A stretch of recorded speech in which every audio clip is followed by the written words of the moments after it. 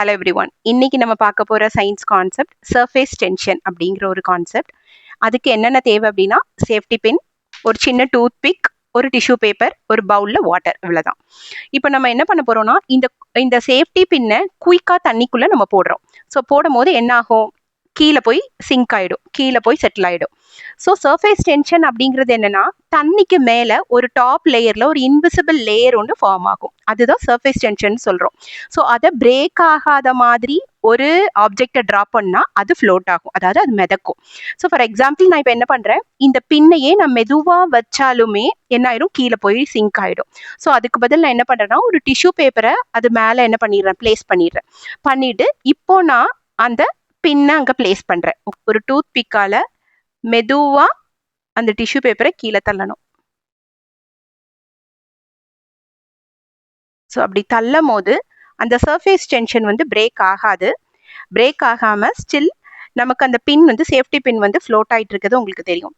So குயிக்காக போட்டோன்னா மேலே இருக்கிற அந்த இன்விசிபிள் லேயர் பிரேக் ஆகி கீழே விழுந்த சேஃப்டி பின் 2 இருக்கு.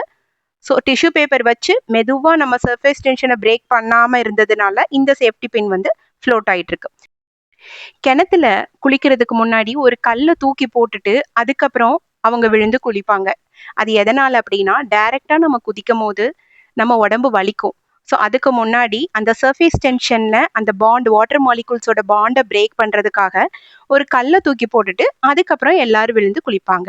ஸோ எல்லா இடத்துலையுமே ஒரு சயின்ஸ் இருக்கு. அது எதுக்குன்னு தெரிஞ்சுக்கிட்டோம் அப்படின்னா அது நமக்கு ரொம்ப யூஸ்ஃபுல்லாகவும் இன்ட்ரெஸ்டிங்காகவும் இருக்கும். அதே மாதிரி இலைக்கு மேலே நம்ம ரவுண்ட் ஷேப்பாக அந்த வாட்டர் மாலிகூல்ஸோட பாண்டிங் நம்ம பார்க்கலாம். ஸோ இதுவுமே நமக்கு சர்ஃபேஸ் டென்ஷனுங்கிற கான்செப்ட்னால தான் நடக்குது. சர்ஃபேஸ் டென்ஷன் வந்து வாட்டர் மாலிகூல்ஸை கீழே தள்ளி இழுக்கிறதுனால அந்த ஷேப் வந்து நமக்கு வருது. அடுத்த எக்ஸாம்பிள் பார்த்தீங்கன்னா, தண்ணிக்கு மேலே சின்ன சின்ன இன்செக்ட்ஸ் அழகாக நடந்து போகிறத பார்த்துருக்கோம். ஹெவியாக இருக்காது, ரொம்ப லைட்டான இன்செக்ட்ஸாக இருக்கும். அதோட கால் வந்து சர்ஃபேஸ் டென்ஷனை பிரேக் பண்ணாத மாதிரி அழகாக நடந்து போகும். ஸோ இதுவும் இதோட கான்செப்டோட பேஸ் தான். Thank you so much for watching this video. இன்னொரு interesting topicல meet பண்ணலாம்.